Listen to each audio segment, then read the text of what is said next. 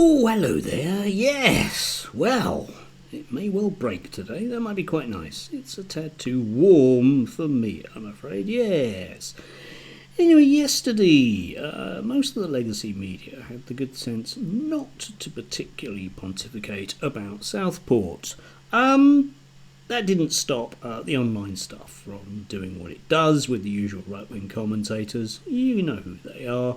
And GB News and Talk TV, who were just making things up as they went along, effectively, to pander to their particular audience. But what I want to do today is just have a closer look at one particular individual, and perhaps inevitably is Darren Grimes, because he was posting a lot yesterday, and I just want to unpack some of the things that he's putting in, because of course Darren is a great free speech merchant, and he's a great supporter of the police, and he's a great supporter of law and order and doing the right thing, and he's certainly an anti-racist, so I think we'll see lots of that stuff on display. So first up, we in the morning we had this because he's on holiday. Yes, so obviously you're going to want to pontificate about rioting events in the UK from the poolside. Thanks, Darren, for those nuggets of wisdom that are incoming. But here we go. Okay, enjoying a few drinks poolside when some Japanese tourists came running over with harpoons shouting "whale, whale." Easy mistake to make. Now, you see, one of the problems that I have instantaneously with that is, number one, I don't think there are any Japanese tourists there, Darren. I'm just guessing, but I really don't think there are. Number two, the Japanese word for whale is kira. And number three, if there's a nation that is renowned for whaling, whaling, actual whaling in terms of, going out there with harpoons and whaling, it's basically white British people. Think Moby Dick. All right? Darren? Yeah, I know it's an American book, but think Moby Dick. You might get there, mate. Yes. Why has Darren done this? Why has Darren's first tweet of the day got the tinge of racism to it? Stereotyping people because the Japanese, like Darren, don't actually catch their own food. No, I imagine that somebody's delivered those drinks to him. Yes? Anyway, moving on. Just bizarre. Do you know what I mean? Straight out of the blocks, it's like, yeah, well done, mate. Yeah, well done, mate. Nice bit of, just casually lumping in people together. Ho, isn't it funny? No, mate, it's not. All right.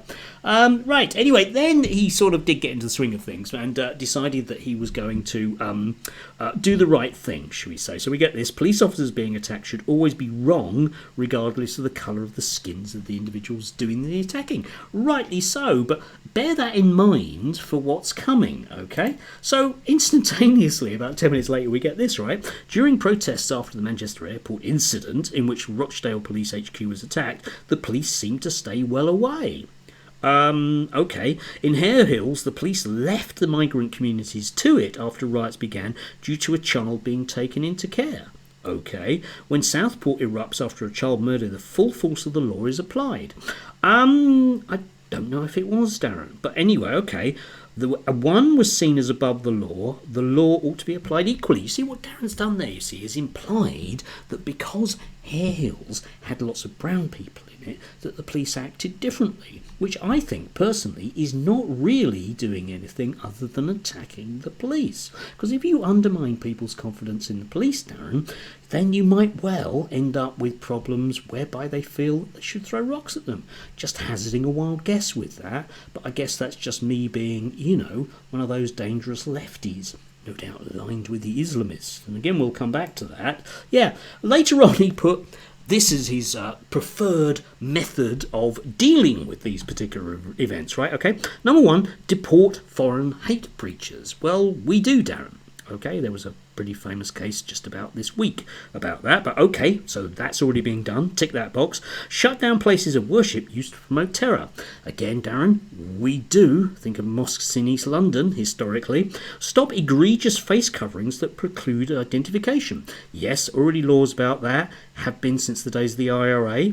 I'm sure Darren doesn't know that.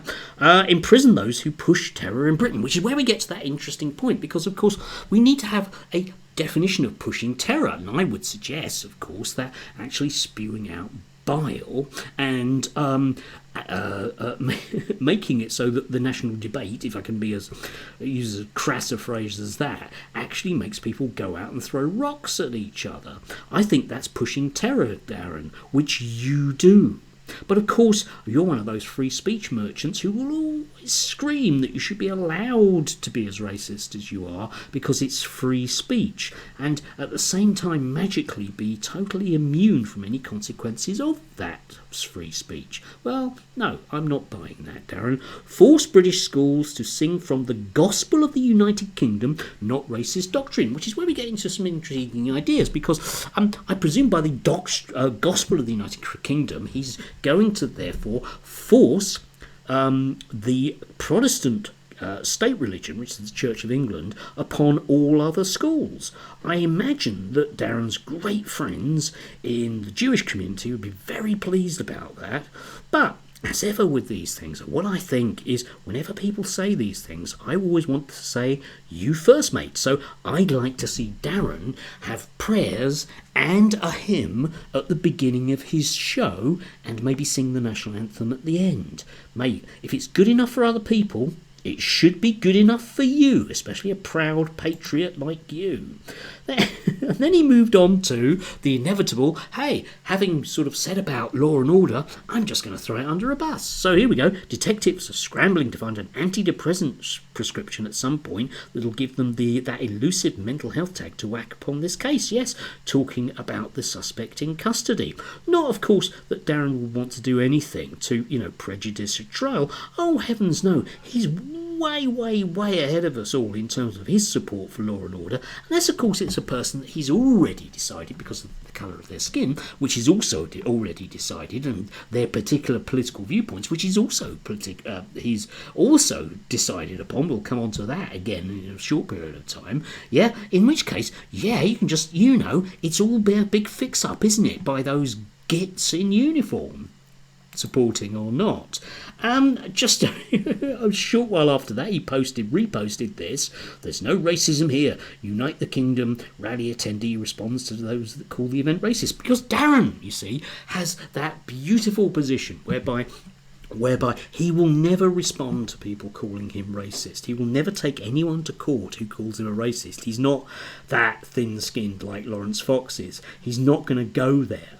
Okay, so you can quite happily call him a racist. He's a racist. There you go. Because, of course, the whole house of cards would fall down because the guy simply posts racist stuff up all day long. But at the same time, magically, if you are a person of colour who, broadly speaking, agrees with his political outlook, then you're let off the hook. You suddenly become worthwhile as a human being. But very little more than as a shield. I mean, if you watch his show on GB News where they sit on those stupid little stools, you'll notice the way that the people on it are very carefully chosen to tread a very tight line as to who they're racist to. Because if you're racist to the wrong person, you get kicked off and it leads to all sorts of problems. But you can be generically racist to certain other brown people and it's no problem at all, because hey, that's the business that Darren is in. Yeah, and his next tweet was this, okay? Diversity is our strength. One of those lovely phrases he likes to use. Bra Shorich, a 24-year-old Kurdish migrant, shoved stranger postman 61 onto the tracks at Oxford Circus Underground Station in central London the 3rd of February. Yes, and he was banged up yesterday. Well, he was banged up waiting sentencing. Yes, you see. Now, I don't really understand why Darren has posted that up, because surely this is the law being applied. And of course it's Darren posting up generic black people doing crime, because that's what we have to fear. We have to fear black people doing crime. The people throwing stones at a mosque at Southport weren't black people doing crime. Bit of a problem. So we will just ignore that to a large extent, or squirm about it. Again, I'll come back to that. So we come on to my favourite, okay? I love this, okay? I love this, right, okay? I'm not quite sure if this is still actually up on his site. I have a vague feeling that he's deleted this. But anyway, here it is for posterity. How come the Southport protesters are far right? I don't know, Darren. A whole bunch of people attacking a mosque when it has no link to the person that committed a crime in the local area might be a clue, right? I doubt anyone surveyed the politics in a very left-wing part of the country. Apropos of nothing, basically. No, I'm sure that whilst an angry mob was burning a police car, there weren't people out with clipboards doing that, Darren. Maybe you could do that. Yeah, that might be an idea for your time when you come back with your tan. Yes, yet the Hare Hills thugs weren't branded by the MSN as anything. Yes, they were, Darren. They were branded by you and pretty much every single other right-wing commentator as mindless thugs. Okay? Lee Anderson, Nigel Farage, GB News, Reasoned, all of them, yeah? They were branded as that. Oh, I don't know. Well, I think maybe we should do this on a regular basis. If there are going to be riots in the UK, we need to survey the people rioting and see what their political allegiances are. The problem with that, of course, is that I think that Darren will find is, on the whole, they won't tend to be left-wingers in any way, shape or form. Yeah, I don't think the Lib Dems have a long history of riotous affray in the UK, at least not for 100 years. Anyway, if a white person kicks off, they're automatically to be branded as far right. No, I don't think they are, Darren. But if a bunch of white people turn up at a peaceful vigil for some children that have been murdered by what will probably turn out to be a black bloke, and they throw stones and try and burn a mosque, it's a reasonable assumption to make, isn't it? No, according to Darren, that would be the wrong thing to do. Anyway, just thought it was worthwhile unpacking some of that stuff.